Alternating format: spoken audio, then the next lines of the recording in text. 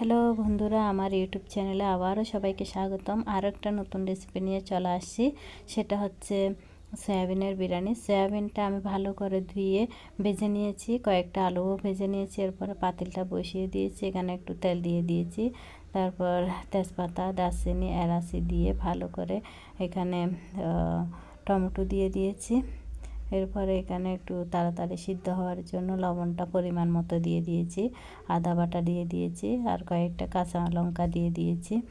এরপরে এখানে হলুদের গুঁড়া, জিরার গুঁড়া, ধনিয়ার গুঁড়া সব পাউডার দিয়ে আমি ভালো করে কয়েকটা কাশ্মীরি লঙ্কার গুঁড়াও দিয়েছি, কালারটা যাতে সুন্দর হয়।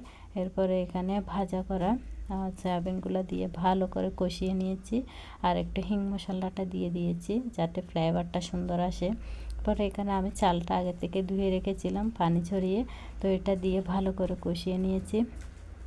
দেখেন একদম সবগুলো মিক্স হয়ে গেছে, এখানে ভাতে চালের সাথে সব মশলাগুলো মিক্স হয়ে গেছে।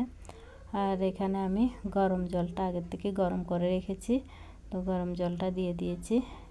এখানে আলুটাও দিয়ে দিয়েছি, দেখেন আমার হয়ে গেছে। আর পরিমাণ মতো লবণটা আমি আগে দিয়ে দিয়েছি। আর দেখেন এটা হয়ে গেছে।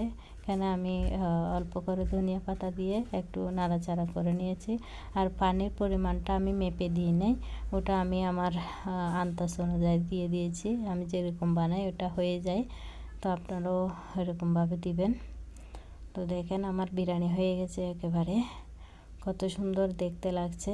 এবার আমি জগন্নাথের জন্য নিয়ে নিচ্ছি বিরিয়ানিটা।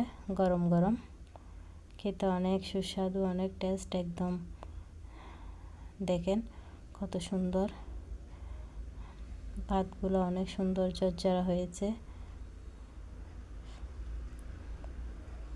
তো এখন ভগবানকে দিয়ে দিব। সবাই ভালো থাকবেন, সুস্থ থাকবেন। আরও নতুন নতুন রেসিপি পেতে সাবস্ক্রাইব করবেন।